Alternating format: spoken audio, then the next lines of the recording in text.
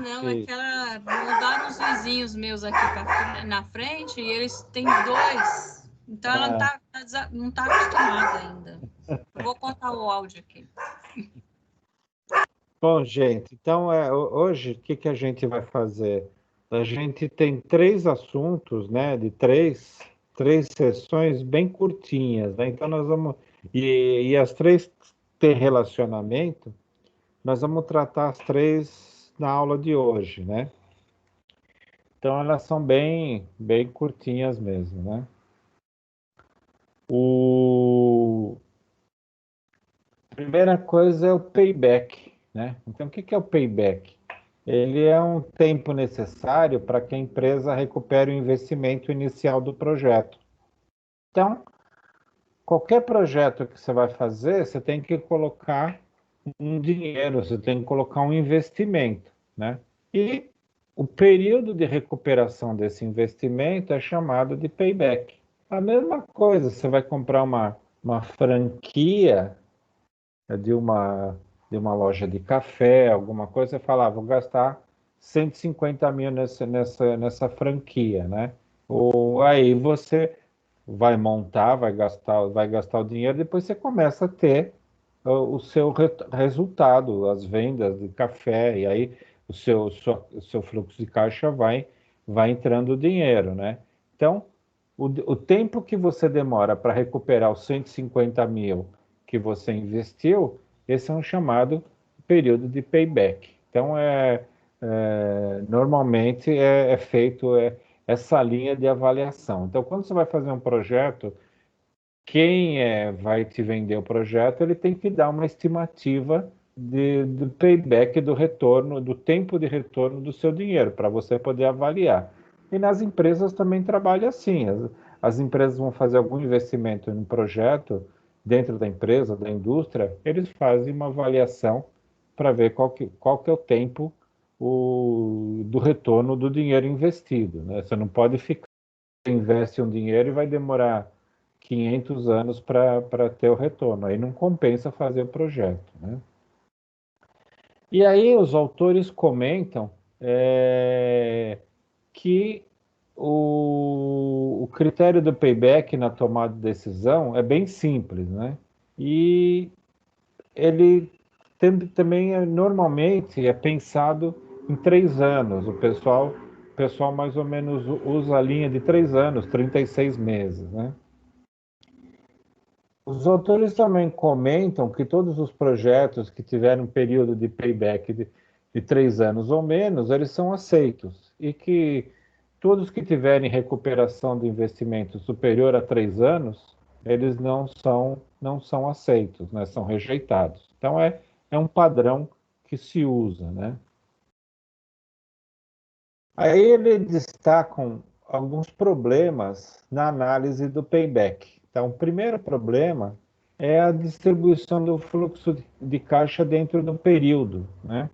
Então, ele, ele comenta que para você comparar o projeto com fluxo de caixa diferente, a diferença do que se passa pode não ser considerada, é apenas considerado a soma total dos fluxos, independente de um fluxo ser maior nos primeiros anos ou nos últimos anos, né? Então, essa é uma linha de avaliação. O segundo problema do critério do payback é que ele ignora o retorno do dinheiro após a recuperação do investimento. Então, por exemplo, se aplica 100 mil, você tem um retorno de 50 mil no primeiro ano, um retorno de 50 mil no segundo ano. E aí depois o payback já para por aí, porque você já teve o retorno do investimento. Então ele não enxerga, ele não faz a análise pensando também depois da recuperação, né? E aí os autores comentam que uma deficiência da linha do payback é a utilização do critério do VPL, que é o valor presente líquido, uma vez que o VPL utiliza todo o fluxo de caixa gerado ao longo do projeto, né? O terceiro problema é esse padrão arbitrário do estabelecimento do período do payback. Quer dizer, muitas vezes se usa 3 anos, mas poderia ser pensado alguma coisa diferente, uma análise mais crítica com relação ao tempo do período do retorno. Então, quando uma empresa avalia um investimento pelo critério do VPL, do valor presente líquido, ela pode facilmente recorrer ao mercado de capitais e fazer uma comparação, né? Estabelecer uma linha de custo de oportunidade. Então, quer dizer, você começa a ver, você trazendo, lembrando lá da matemática financeira, né? Você traz o valor de possíveis 4 anos que você vai ter o retorno, você traz o valor por valor presente, descontando as taxas de correção, aí você consegue avaliar melhor a situação do dinheiro, e aí é o que ele comenta, você pode ir para uma linha de custo de oportunidade para saber, bom, eu estou trazendo para o valor presente, será que é melhor mesmo eu investir nesse projeto ou investir em outro, né?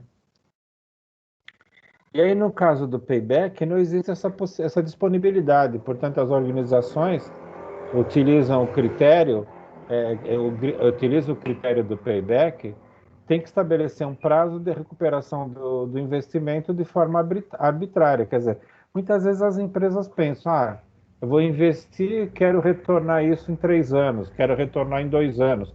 É um padrão mesmo definido por cada empresa, cada diretoria, que define essa linha de qual que é o período do payback, né? Aqui ele dá um exemplo de payback, né?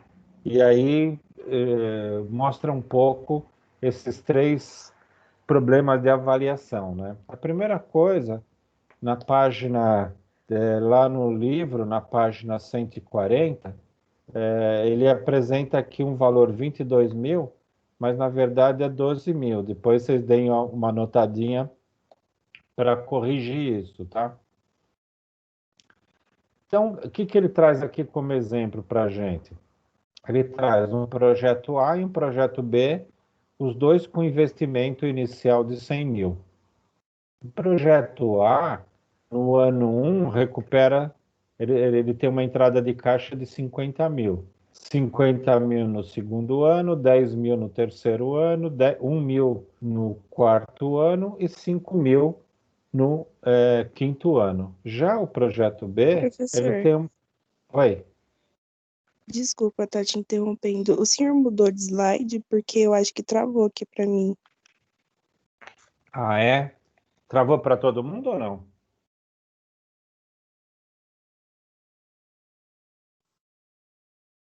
Deixa eu Só você. mexer aqui. Voltou? Adriana? Não, pronto. Professor, me escuta? Oi. Meu fone estava com um problema, não ouvi que o senhor perguntou. Ah, tá.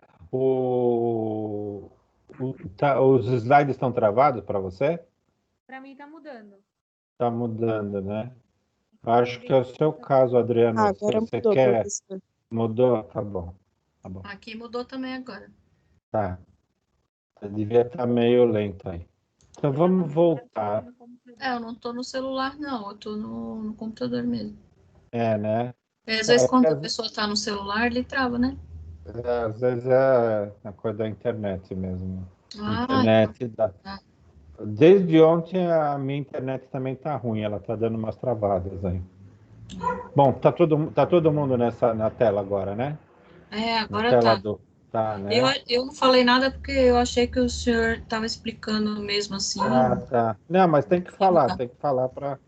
porque para mim ele aparece uma linha vermelha, né? E parece que tá projetando corretamente, mas se vocês verem alguma coisa, tudo bem. Então, só recapitulando, né? Corrigir aqui na tela, né? Na página 140, aqui onde está marcado 22 mil é 12 mil, tá? Então, só voltando, o projeto A vai ter um investimento de 100 mil, o projeto B também um investimento de 100 mil, E aí você tem os retornos, né, no projeto A, 50 mil nos 2 primeiros anos, 10 mil no terceiro, e mais 1.000 em cada, no quarto e no quinto. Já o projeto B, você tem 30 mil no primeiro ano, 40 mil no segundo ano, né? 30 mil no terceiro, 40 mil no quarto e 30 mil no quinto ano. Então, um dos primeiros problemas que ele aponta, né, de você utilizar o payback para avaliar 2 projetos, é isso aqui. Ele para no momento que você chega a recuperar o dinheiro, o investimento. Então, se você pegar aqui o projeto A, já no segundo ano, ele recupera o investimento. Então, o payback vai falar, 2 anos para o projeto A. E para o projeto B, você vai demorar 3 anos para recuperar, porque tem 30, 40 e 30. Então, aqui dá 100 mil. Então, vai demorar 3 anos para recuperar. Em compensação, o projeto A, ele dá um retorno, além do investimento, ele dá um retorno de 12 mil. É o que ele está falando aqui, que é essa correção aqui, né? Então, ele retorna 12 mil. Já o projeto B, ele vai retornar 70 mil. Então, ele tem um payback maior, mas ele vai dar um retorno maior de dinheiro. Então, por isso que o payback precisa se tomar um cuidado para você comparar 2 projetos. Se você avaliar o retorno, né, você vai ter que o projeto B é melhor, porque ele vai te retornar 70 mil contra 12 mil do projeto A. Tá? Ficou claro essa linha de avaliação do payback? Ele vai ajudar, né? Mas você precisa considerar mais algumas coisas além só do tempo de retorno. Tá? Então, são pontos a serem avaliados com relação ao payback. Tá? E aqui embaixo ele comenta, né? Ele comenta isso que eu falei. Né? Então, não ter só uma consideração pelo período do payback, mas também considerar o retorno de um valor a mais que você pode obter. Tá? Então, a parte do payback e da unidade 2.2, 3.2 é essa mesma, é bem pouco, né? Ficou clara a parte do payback, né, pessoal? Sim, tranquilo. Tá.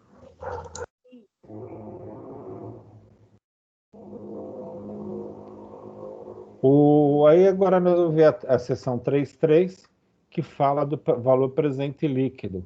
Como que você faz uma avaliação do projeto utilizando o valor presente líquido.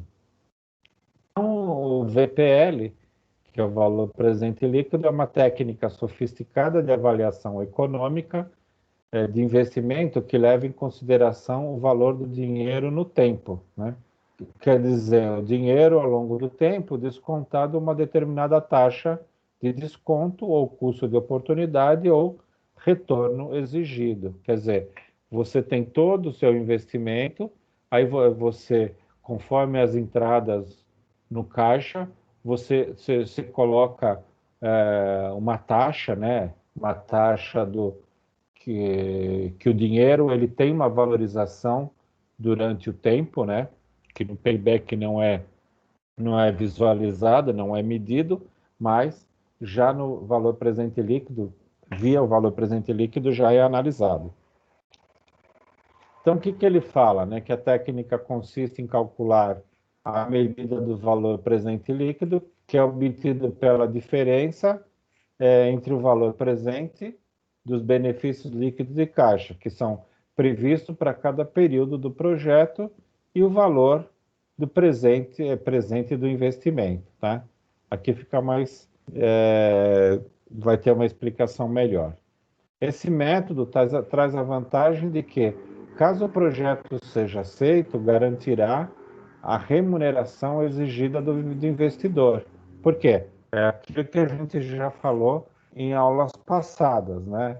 O investidor ele vai colocar o dinheiro num projeto desde que esse projeto seja mais rentável do que ele colocar o dinheiro numa aplicação financeira. Para que ele vai correr o risco de colocar um dinheiro no projeto, que o projeto pode não dar certo, se ele tem garantido uma taxa em cima de uma aplicação financeira, né? E aí ele fala, pois o fluxo de caixa de futuros projetados são descontados a um custo de capital estabelecido pelo investidor. Quer dizer, o investidor quer que ele tenha um retorno de 10%, isso vai ser aplicado no valor total e trazido para o valor presente líquido, considerando essa taxa que o investidor quer obter, né?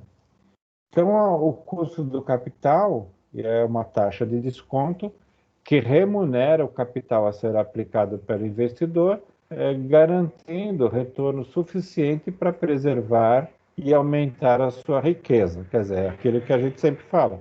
O investidor ele não quer perder, ele quer estar sempre, pelo menos, preservar ou aumentar a riqueza dele, o dinheiro dele, né?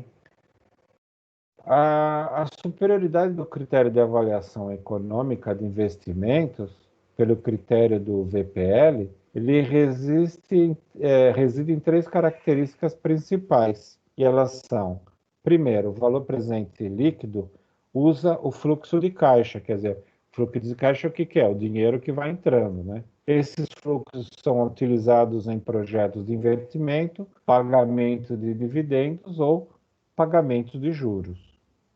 A segunda situação, né, o valor presente líquido usa todos os fluxos de caixa do projeto analisado. Outros critérios ignoram o fluxo de caixa além de determinada data. Foi o que a gente comentou sobre o payback, né?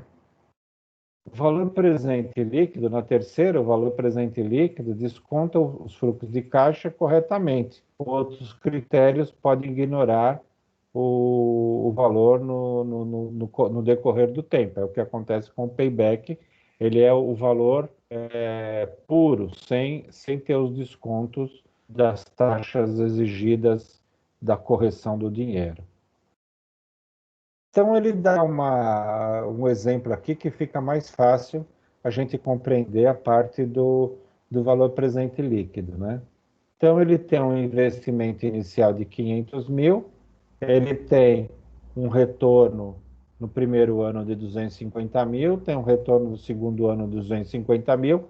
Se fosse pelo payback, já faria. Esse aqui é um projeto que em 2 anos já tem o payback. Ele ignora os valores que estão após a recuperação do investimento, né?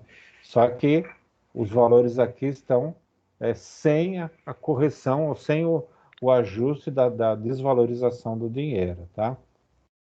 E aí ele traz você tendo o valor presente, o VPL maior ou igual a zero, o projeto é aceito. Se você tiver um VPL menor que zero, o projeto é rejeitado. Então, o que você vai pegar? Você vai pegar todos os valores do fluxo de caixa, né? E vai trazer esses valores para o valor presente e comparar com os 500 mil. Se o VPL, ou se essa comparação, que é o VPL, for maior ou igual a zero, o projeto é aceito. Se o VPL for menor que zero, o projeto vai ser rejeitado. Para calcular o VPL, ele utiliza essa fórmula, né, essa somatória, e ele chega nessa fórmula que a gente viu lá na matemática financeira, né? E você coloca todos os valores, né, 250 em cada um da parte da fórmula, e aí vai aplicando a correção, né? E compara com, ou subtrai o 500 mil. E aí você vai chegar, se você chegar aqui, nessa parte da fórmula, com 500 mil, se subtraindo de 500 mil vai dar igual a zero, então o projeto pode ser aceito. Ele vai ser maior ou igual a zero, vai ser zero. Agora, se ele der um valor, esses valores aqui do fluxo de caixa, utilizando uma correção, se for um valor menor que 500, o VPL vai ser negativo e o VPL vai ser rejeitado. Nós não vamos nos preocupar com esse cálculo, aqui só foi apresentado para vocês, mas o importante é ter isso aqui em mente, né? O VPL maior ou igual a zero, o projeto é aceito. O VPL é menor que zero, o projeto é rejeitado, né? E então, isso aqui a gente tem fórmulas, tem matemática, fórmulas na calculadora que pode calcular, você tem fórmulas no Excel que pode calcular, ninguém vai fazer essa equação aqui. Você atuando numa linha de análise de projeto, você vai jogar esses valores, as previsões da entrada de caixa, você vai jogar num Excel ou vai jogar numa calculadora para poder calcular o VPL, tá? Nesse caso, ele usa uma taxa aqui e chegou no VPL 176.975. Quer dizer, como o VPL é maior que zero, o projeto é aceito. Essa é a técnica da parte do VPL, né? Tudo bem, pessoal? Lembraram lá da matemática financeira? Sim. Beleza. Então, o VPL ele acaba sendo uma forma de análise mais justa, porque você aplica uma correção em cima do fluxo de caixa ou uma taxa aqui que o investidor deseja receber acima dele, né? E aí você já consegue os parâmetros do VPL. Então, o VPL é uma outra forma de você analisar projeto, né? E vai te trazer uma maior assertividade, tá? A outra seção vai falar da taxa interna de retorno, é uma outra forma de você avaliar o projeto, tá? Então, o que é a TIR, né? Ela é uma técnica que consiste em se obter uma taxa para sintetizar os méritos de um projeto. O que é isso, né? Essa taxa não depende do mercado, ela é chamada de interna porque é calculada em função do fluxo de caixa, do projeto estudado. A TIR requer basicamente o conhecimento do valor investido no projeto e o valor presente dos fluxos de caixa projetado. Ao considerar o valor do dinheiro no tempo, a TIR representa a taxa de rentabilidade do projeto. Então, aí ele traz aqui, né, que a TIR é maior que o custo do capital, deve ser aceito o projeto. A TIR menor que o custo do capital, deve se rejeitar. Então, o que a gente fez no VPL? No VPL, a gente pega o valor e compara com o valor investido, né? Aqui, na taxa interna de retorno, a gente vai comparar os percentuais. Então, a gente vai fazer um cálculo, vai chegar na TIR e vai comparar com a taxa pedida, exigida pelo investidor ou aquilo que é a taxa, o custo do capital, aquele dinheiro que você vai buscar numa instituição financeira e você vai trazer para comparar com o seu projeto. Você vai, bom, eu vou pegar um dinheiro para investir num projeto, esse projeto tem que me dar um retorno maior do que o dinheiro que eu estou pagando na instituição financeira. E aí você vai comparar porcentagens com porcentagem, tá? O TIR é uma porcentagem, o custo do capital também é uma outra porcentagem. Se a sua TIR for menor que o custo do capital, você vai rejeitar o projeto. Então, ele dá um exemplo aqui, vamos supor que a taxa de desconto, a taxa do custo do dinheiro é 10% ao ano, né? Então, todos os projetos, levando em consideração o custo de oportunidade ou taxa de desconto, que tiverem a TIR maior que zero, para o fluxo de caixa em questão, descontado do investimento, serão aceitos, né? E todo projeto que tiver, levando em consideração custo de oportunidade ou taxa de desconto, onde a TIR for menor que zero, para o fluxo de caixa, descontando o investimento inicial, será rejeitado. Então, é bem aquilo que eu falei, ele vai comparar taxas e taxas, né? Então, pegando o mesmo exemplo que a gente fez lá do VPL, você tem um investimento inicial de 500, o retorno é 250, 250, 150, 100 e 100, nos 5 anos, né? E aí você tem uma fórmula também para se calcular a TIR, a taxa interna de retorno, tá? Também não vamos nos preocupar a fórmula, vamos só ver um pouquinho a aplicação para a gente ver como que ele faz a comparação da TIR com a taxa, o custo do dinheiro. Então ele fala, né, que através de uma calculadora científica, a gente consegue, utilizando aquela fórmula, a gente vai chegar naqueles valores e tudo mais, a gente vai chegar que a TIR é 26,24%. Como o custo do dinheiro, a taxa de desconto era 10, né? A gente pode dizer que a TIR é maior que o custo do capital era 10, o projeto vai ser aceito, ou seja, a TIR é 26,24%, a gente vai ter a taxa de desconto 10%, então o projeto é aceito, utilizando a metodologia do cálculo da TIR, tá? Deu para vocês entenderem as 3 formas de avaliação, pessoal?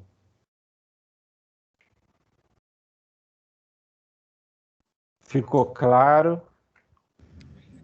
Sim, professor. Depois eu vou reler de novo, né? Mas ele é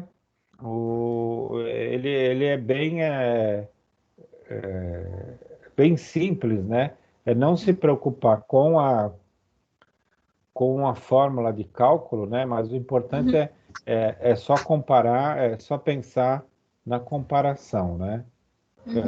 Da taxa, o TIR vai comparar com a taxa do valor do mercado, a VPL vai comparar você pegando todos os valores, vai comparar com o valor inicial e ver se você vai ter um ganho, né?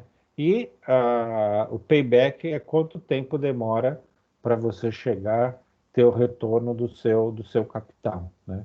Então, claro, se você tem um investimento, você vai investir, por exemplo, 100 mil, você vai ter um retorno de 5 anos, né? Como a média é retorno de 3 anos, e aí, então, pelo payback, muitas vezes o projeto não vai ser aceito, né?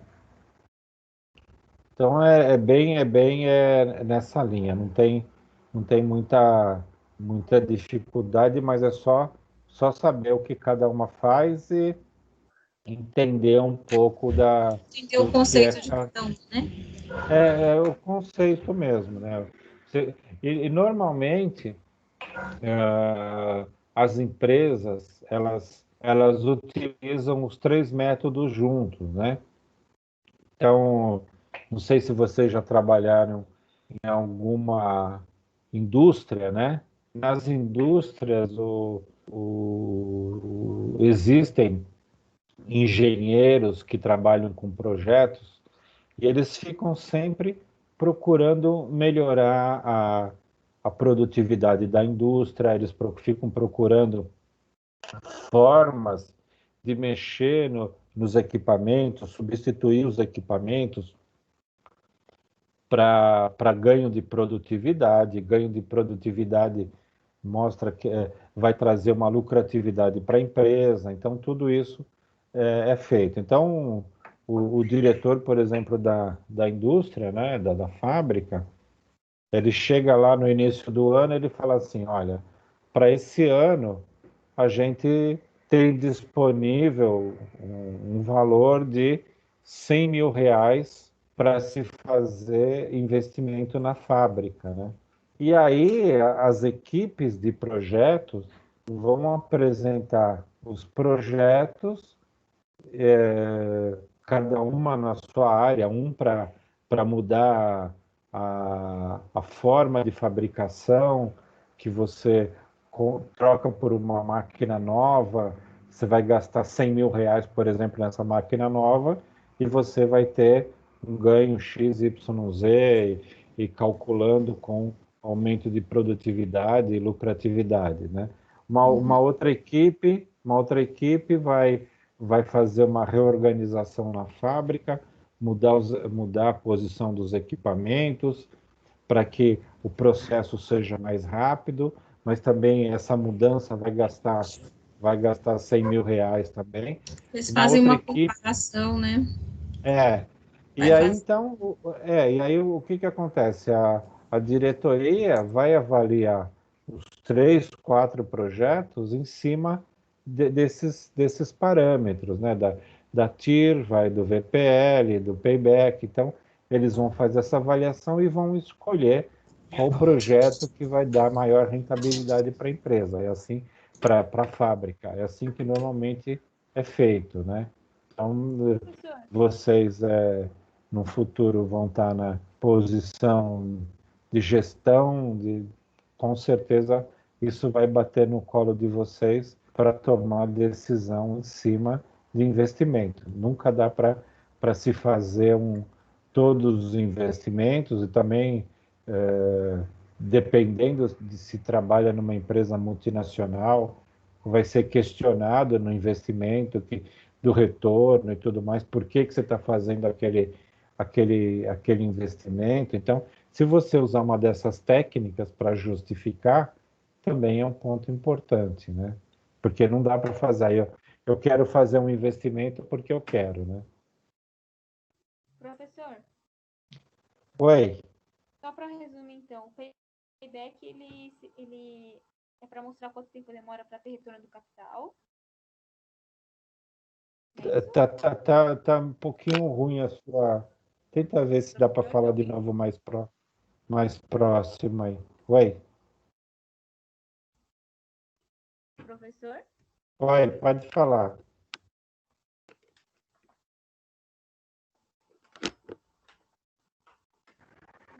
Chacoalha aí, chacoalha o microfone.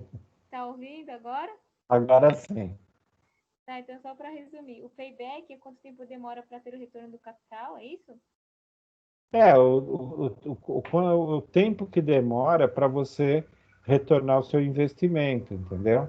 Tá, e o Vamos payback, supor, você, nada de comparar assim com cerveja, né? Mas vamos supor que agora você vai passar a ser uma vendedora de cerveja, né? Então você vai pegar 10 mil reais e vai comprar em cerveja. Só que você não pode consumir, você tem que vender, né? Então, o, pay- o payback, né, é quanto tempo você demora para retornar o seu capital que você investiu em 10 mil em cerveja, né? tá, entendi. Tá? Aí o que vai acontecer? Você vai ter um lucro, né? O payback, ele controla só o tempo que você vai ter para vender as cervejas para ter os 10 mil. Só que é aquilo, vamos supor que. Vamos pegar um valor menor. Vamos pegar um valor de 50 reais, fica mais fácil, né? E vamos pensar R$ 1 cada cerveja, né? Não é esse valor, mas. Então você tem lá, você investiu 50 reais e comprou 50 cervejas, né? você não vai vender a cerveja por R$ 1, você vai vender a cerveja por R$ 1,50, né? Então, quer dizer, o payback avalia quanto tempo você demora para recuperar os R$ 50. Só que como você está vendendo por um valor maior do que aquele que você comprou, o payback não considera o seu lucro, ele só considera o tempo que você vai ter o retorno do seu dinheiro, entendeu? Ah, entendi. Agora sim. Ah, Obrigada. Agora, o VPL, o que ele vai fazer? Ele vai pegar esse mesmo valor que você vai ganhando, né? Só que ele vai, vamos supor que você vai demorar 6 meses para recuperar, ele vai te fazer, vai aplicar uma porcentagem em cima e vai trazer todo o seu lucro, né? De vender as 50 cervejas, vai trazer para o valor presente. E aí, esse valor trazido para o valor presente, você vai comparar com o seu investimento inicial. Se for maior, vai ser viável. E a taxa interna de retorno é parecido com o VPL, só que ele compara a taxa ao invés do valor, tá? Perfeito. Obrigada. Tá, tá bom?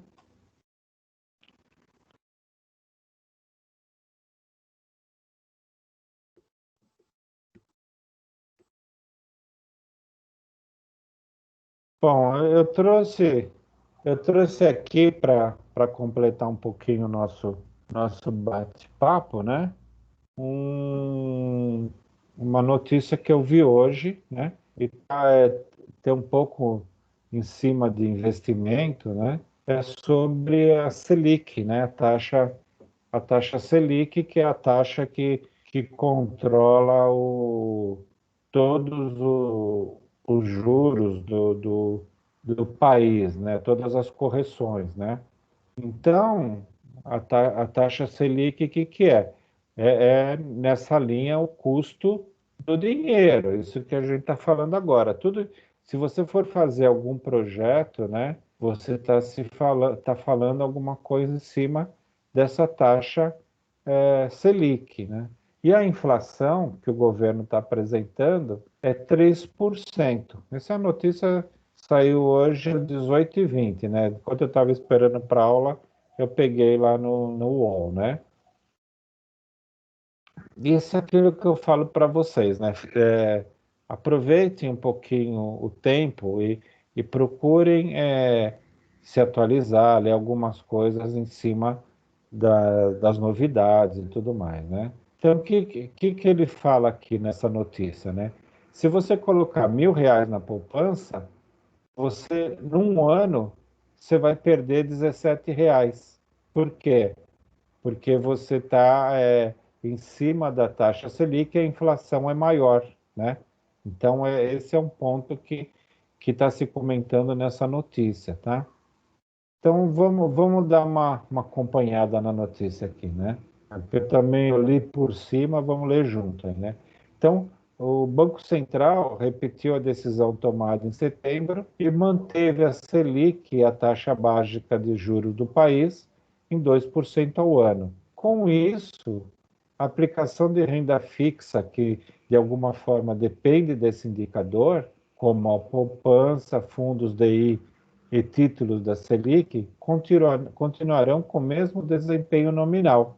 Já o retorno real, descontado da inflação, vai diminuir, porque o custo de vida está aumentando, reduzindo cada vez mais o poder de compra do investidor. Quer dizer, então, todos os investimentos do país, né, que ele fala aqui, fundos DI, títulos, poupança e tudo mais, né, dependem, estão atrelados a essa taxa de juros do país, tá? E a inflação está sendo 3%.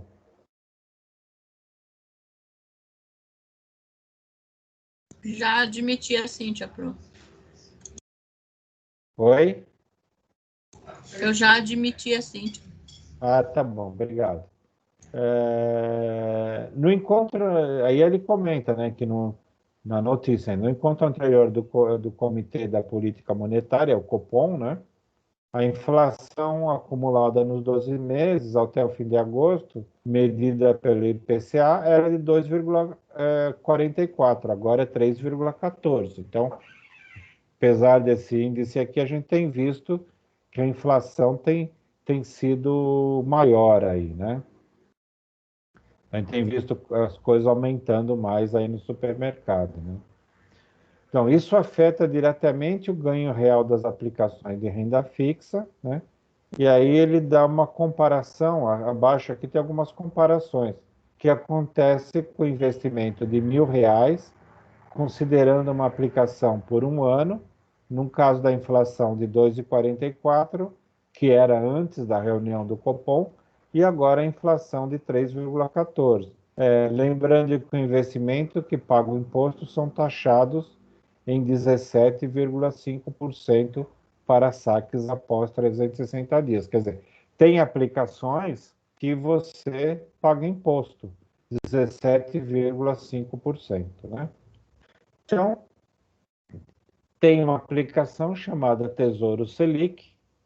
O R$ 1.000 vai dar um rendimento bruto de 20, o rendimento líquido de 16,50, porque ele vai descontar 17,5% de imposto, então R$ 3,50 de imposto. Se fosse com a inflação de 2,44, teria uma perda de 7,90. Como a inflação é 3,14, então você vai ter, com essa taxa Selic, está tendo uma perda de R$ 14,90. Tá? Então você tá colocando um dinheiro aplicado nessa aplicação Tesouro Selic, você está perdendo para a inflação, você está perdendo com essa taxa de 2%, né? Você está perdendo R$ 14,90.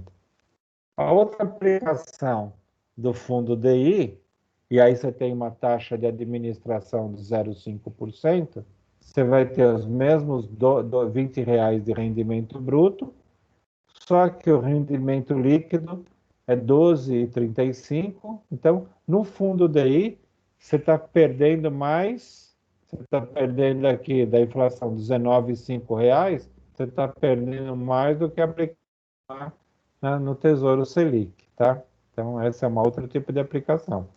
Aí você tem, se você tiver o dinheiro aplicado na poupança, né? E aí a poupança, ela te dá um rendimento bruto 14 reais, porque a poupança te paga 70% da taxa da Selic, né? E aí você não paga imposto sobre isso, mas você está perdendo R$ 17,40. Então, todas as aplicações, né, você está perdendo dinheiro. O que você perde menos é com a aplicação do Tesouro da Selic, né?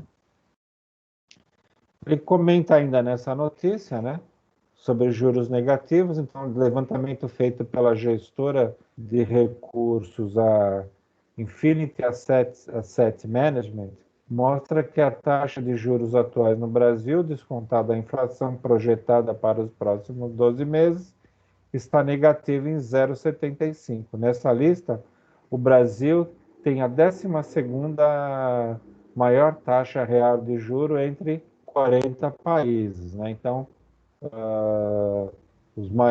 as taxas de juros dos países, a Turquia 4%, a Indonésia 1,17%, e aí vai indo, e o Brasil está aqui, menos 0,75%. Então, o Brasil acaba não sendo um país com que os investidores procuram investir, porque está com uma taxa de juros negativa. Se os investidores internacionais quiserem investir, eles vão buscar esses países onde a taxa é mais alta, né?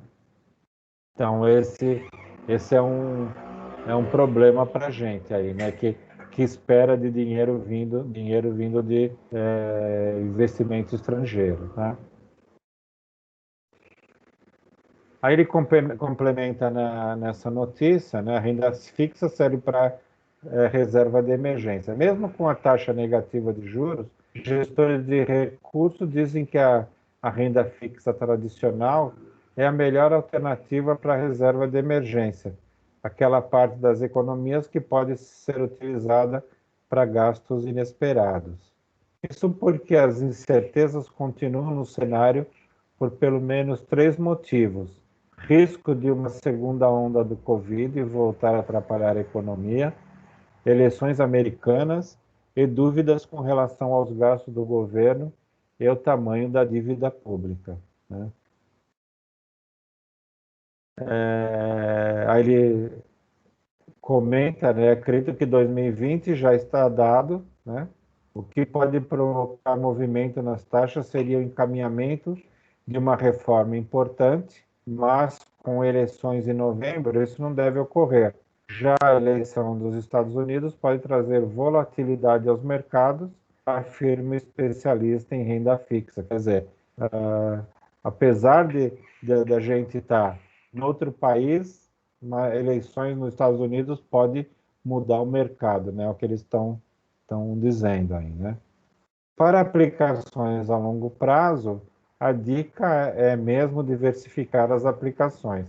Esse semestre inteiro tem sido de incertezas, por isso tenho batido na tecla da diversificação e focar no longo prazo, afirma o analista da Rico Investimentos, a analista da Rico Investimentos, Paula Zogby. Tá? Então, aqui foi uma notícia que eu trouxe para a gente também incluir um pouco aí nas nossas análises, aí entender um pouquinho o caso da Selic, como que ela funciona com as aplicações, e é sempre nessa linha que a gente precisa ir entendendo, né? O que acontece? Você vê que todas as aplicações estão perdendo, aí estão gerando uma correção negativa. Então, hoje não tem muita, não compensa muito você viver de aplicações, né? Tudo bem aqui, pessoal?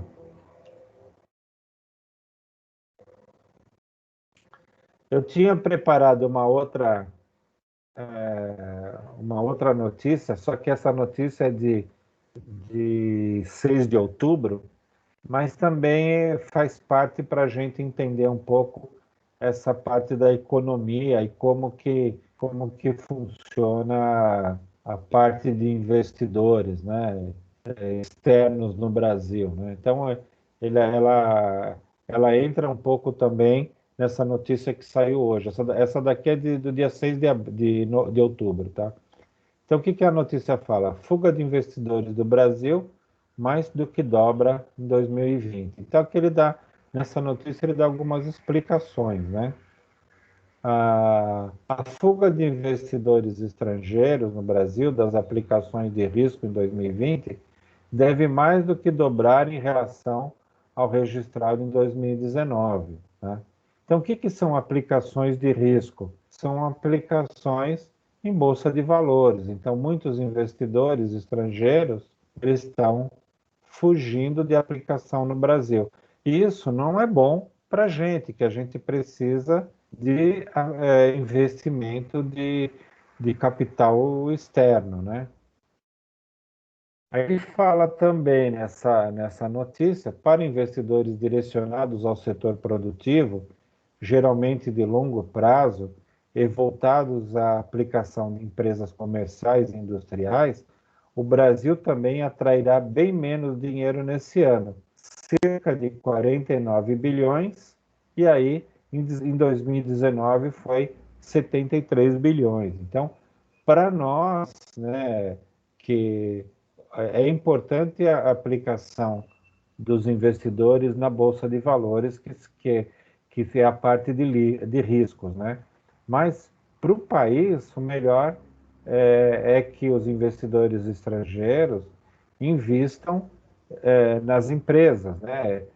Ou montar indústria, porque aí gera emprego, gera movimentação, de valores na região. De repente, a empresa vai montar uma fábrica em alguma cidade do interior. E tudo isso, para a gente como país, acaba sendo interessante.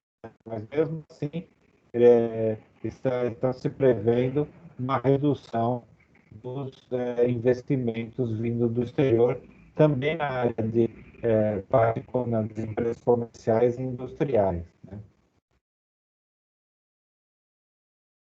Então, são diferentes tipos de entrada e saída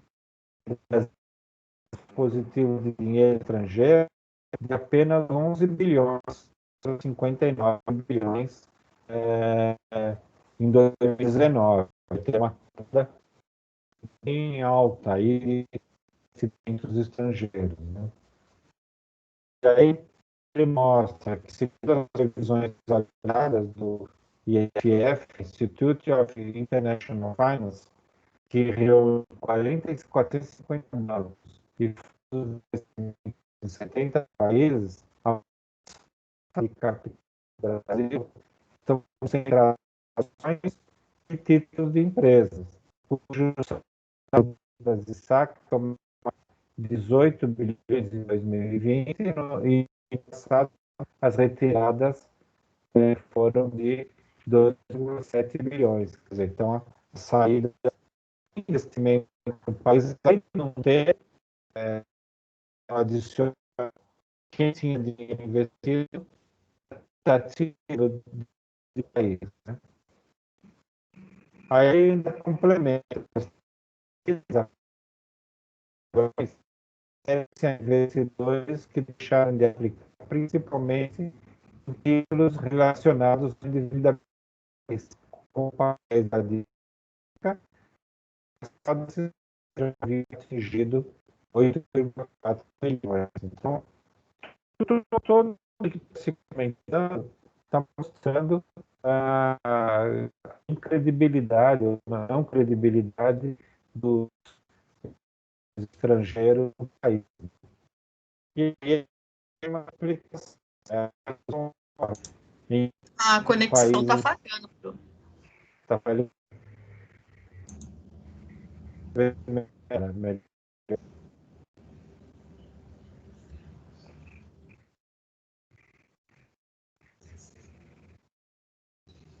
Eu não.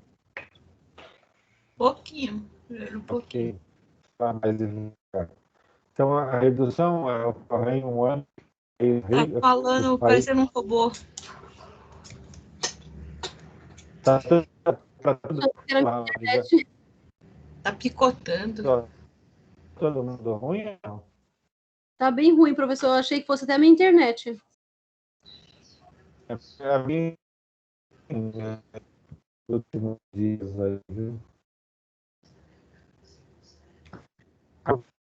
Tá vendo? Às vezes a gente não fala achando que é a gente aqui. Deixa eu ver se eu tirar a imagem aqui para ver se Agora melhorou, não sei o que o senhor eu fez. acho que é isso.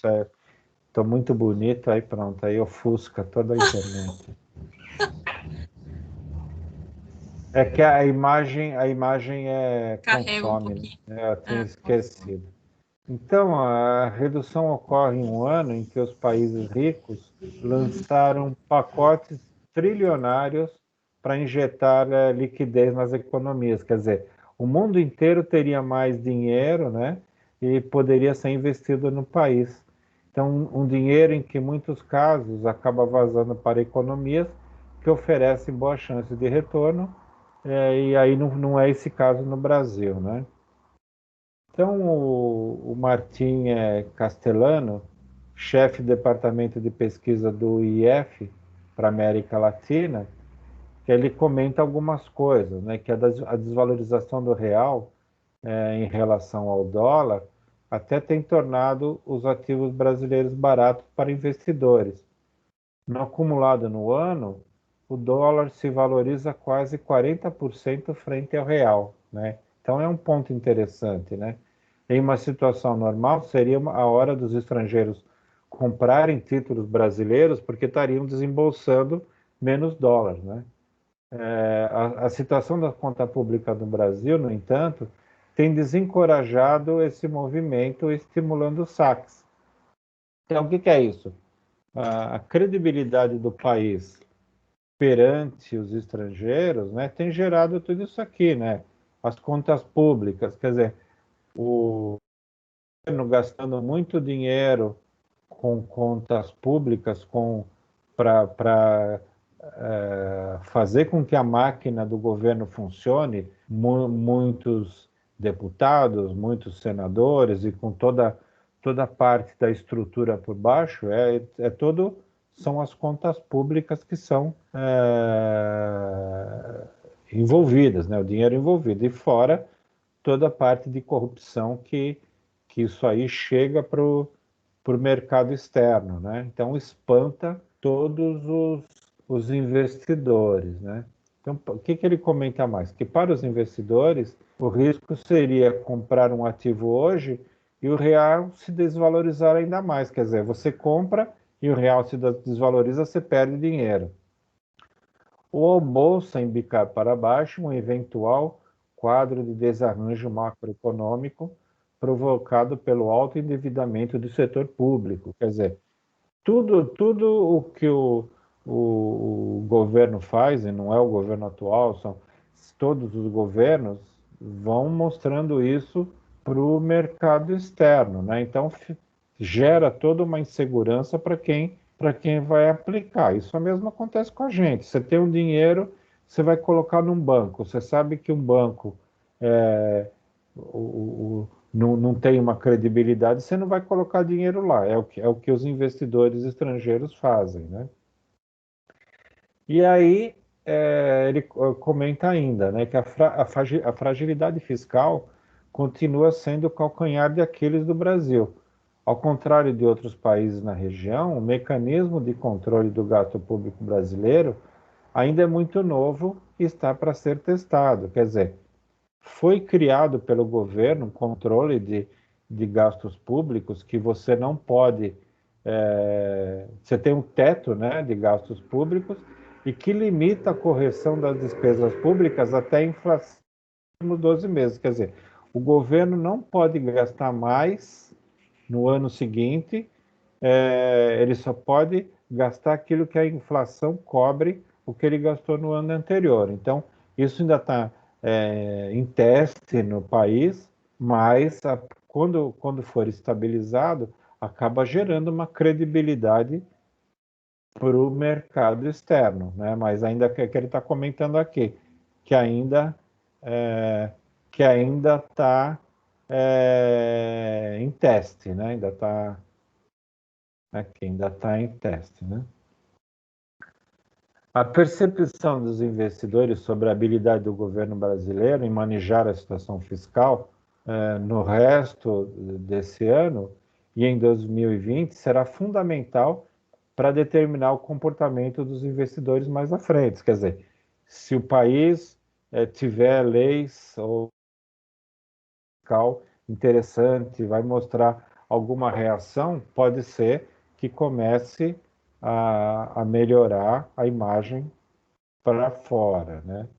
Ainda ele comenta, as últimas semanas marcadas por desentendimento dentro do governo Jair Bolsonaro sobre manter ou não o teto de gastos para criar programas sociais não ajudaram, né? Então, quer dizer, o desentendimento vem desde lá do começo da pandemia, com a parte do Ministério da Economia, da Saúde, depois com o Ministério da Justiça, quer dizer, toda essa briga do governo que não se entende, dá remédio, faz isolamento social, não faz, isso aí é espalhado para o mundo, isso aí mostra um descontrole do governo, né? Isso aí reflete tudo na fuga do dinheiro de investimento dos investidores, tá?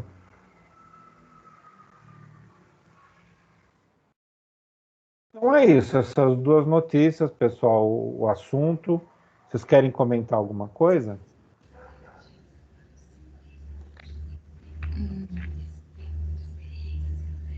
Não, não tem nada que Estão falar. estão de acordo, não estão de acordo? É, Não, tô de acordo. é interessante trazer essas notícias para a gente discutir um pouco. É o que o senhor falou, essa discussão não é porque agora a gente está em meio a uma pandemia, não. Isso daí já vem já desde antes, né? O problema já estava Vem. O problema instalado. é essa imagem A a imagem do gente já governo. estava vivendo uma crise financeira, a gente estava começando a respirar, né? Aí veio a pandemia, então, né? É isso É, mesmo. Eu não entendo, assim, como o senhor entende, mas procuro entender.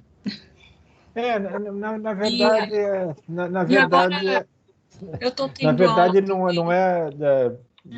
também entendo bem pouco desse lado, assim, né? Mas é muito a gente faz uma certa análise crítica para ver. A gente pega algumas É, notícias, alguma sem esse lado de bairrismo, né? Ah, não, esse partido é aquele partido, não, mas é tanta coisa que dá não sei, dá um nó na cabeça, porque eles mudam de lado, eles saem.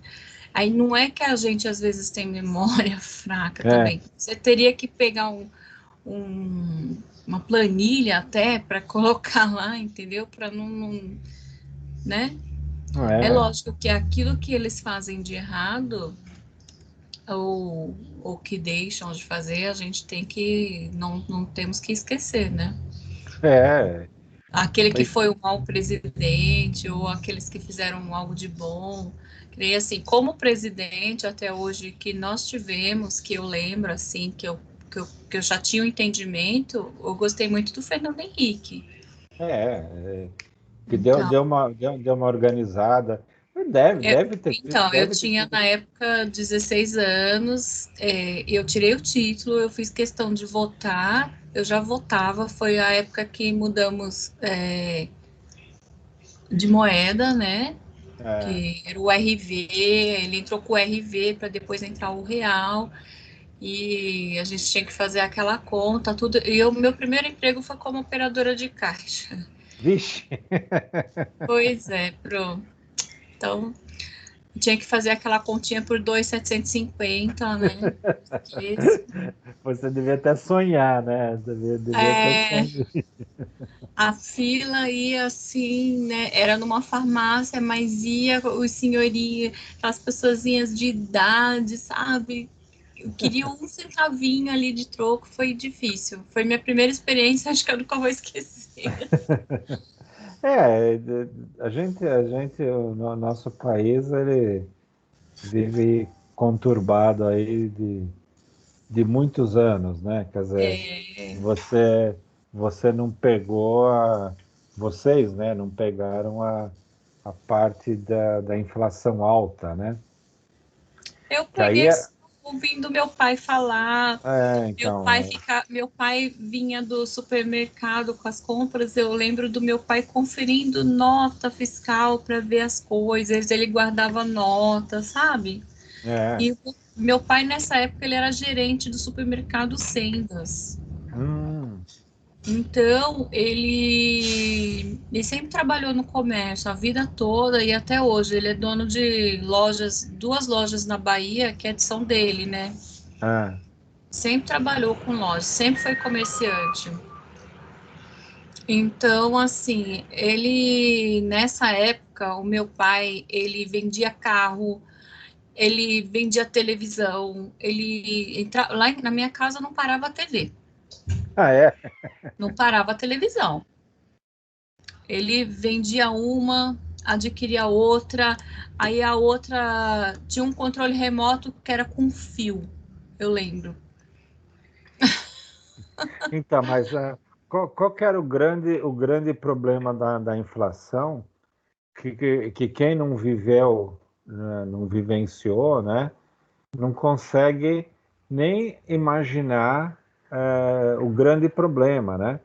Mas, por exemplo, você tinha uma casa que a gente chegou a ter uma inflação. Hoje está dizendo aqui que a gente tem uma inflação de 3% ao ano, né? Todo mundo fala que É. A hoje não gente chega tinha, perto. a gente tinha uma inflação de 80% ao mês, né? Uhum. Então, o que que acontecia com as pessoas? Você tinha um apartamento, né? Você vendia esse apartamento no dia 1º do mês, né? Por R$ 100.000. Se você ficasse com esse dinheiro e esperasse 30 dias para comprar um outro apartamento, o seu dinheiro estava desvalorizado em 80%. Você tinha Hum, R$ 20.000. Sabe o que é isso? Você consegue imaginar uma coisa dessa? é. Então, muitas pessoas perdiam imóveis, né, por essa linha. Então, o pessoal fazia muito numa linha é,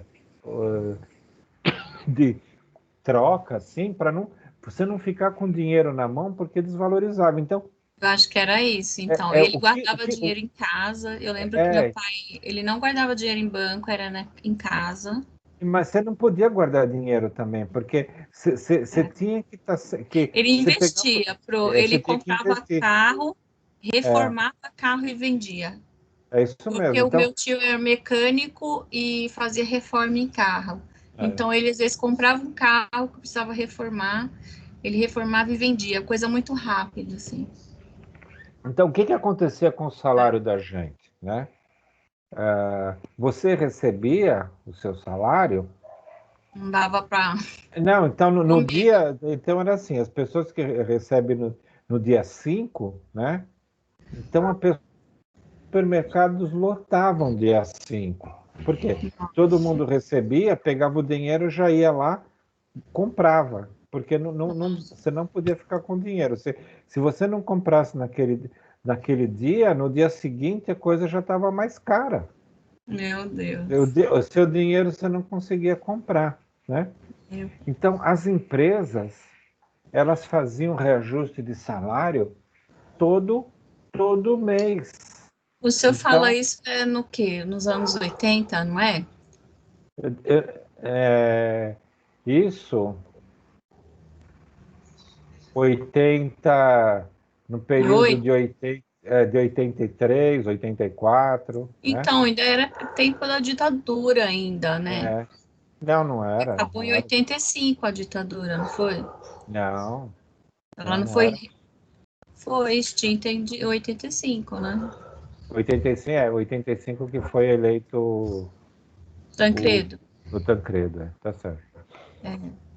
Então, mas essa parte de inflação, isso era uma loucura, né? É. O Todo professor mês. João Ledo, eu Né? estou tendo aula com ele de capital de giro. Então, alguma coisas que o senhor falou hoje em aula, eu já tinha ouvido algumas terminologias, algumas É, coisas assim, já não me soaram tão diferente, né? é. Capital Então, de mas giro e análise capital de giro, financeira. o dinheiro que você. Então, na época, você não, É. o que que a empresa fazia? Era muito mais rentável para a empresa pegar dinheiro e colocar numa aplicação financeira do que ela montar uma indústria para poder vender. Ela não conseguia ter uma rentabilidade de 80% ao mês. Nossa. Entendeu? Então e aí a inflação alta, ela não deixa ninguém investir. As pessoas, nas empresas, o profissional que era mais valorizado não era o cara de projeto, era o cara financeiro que sabia fazer aplicações para a empresa ganhar dinheiro. Então a empresa pegava dinheiro e ficava fazendo aplicação e não ia investir na produtividade. Então, nesse período de inflação alta do país, Uma pobreza. era uma pobreza, como a gente tem aí alguns países da América Central, né, que tem a pobreza. Por quê? A inflação alta, ninguém investe, porque você Não, fica os todo mundo de olho. carros. O Brasil, eu lembro que assim, é história, né? Pelo menos eu que acho que eu tenho um pouquinho mais de idade que os meninos que estão ouvindo, quando o Collor assumiu, 90, né? Os carros ainda, você sabia exatamente as marcas dos carros que nós tínhamos aqui no Brasil, que eram poucas marcas que lideravam o mercado. O mercado era Era fechado, né? fechado, né? E assim, tecnologia, tudo, era tudo muito fechado, era tudo uma pobreza, uma pobreza. Porque A gente não nem, comia bem igual hoje. O senhor sabe, não imagina, comia, não não, comia. é Tanto verdade. que eu estava vendo a reportagem no Fantástico essa semana, diz que o índice de pessoas com sobrepeso aumentou, acho que 60%. É verdade, é isso mesmo. Então, É bem nessa. aí eu vou linkando uma coisa na outra. É isso, a gente está É, comendo muito bem. Não é comendo coisa boa, não. É comendo guludice mesmo, entendeu? mesmo, Que nem, porque se você você. aumenta o seu poder aquisitivo, você aumenta a É, sua vida. Se você fica numa uma posição mais confortável, você vai comer coisas que vai te comer. agradam, assim, Se melhor. você for no meu supermercado, se você olhar carrinhos, as Não pessoas é arroz e consomem. feijão, Não é entendeu? só arroz e feijão, você vê o pessoal comprando. Mas e por que que é? Porque tem a habilidade da moeda, né? Tem esse lado, é bem por aí. Então a inflação não faz bem para ninguém, né? Então a gente está ótimo com uma inflação baixa, né? Sim. Mas infelizmente poderia ser muito melhor no país, né? Mas não é. Então, o que Nossa que nós vamos senhora, fazer? hoje, no ponto do ônibus, falou assim para mim: Ah, eu vou comprar ouro, porque ir no açougue é comprar ouro, porque o preço da carne. Eu olhei para ela, balancei a cabeça só, né? É, Né? Eu não a conhecia, para não dar, né? Porque quando eu era pequena, e meus filhos hoje não comem, eu comi muito bife de fígado.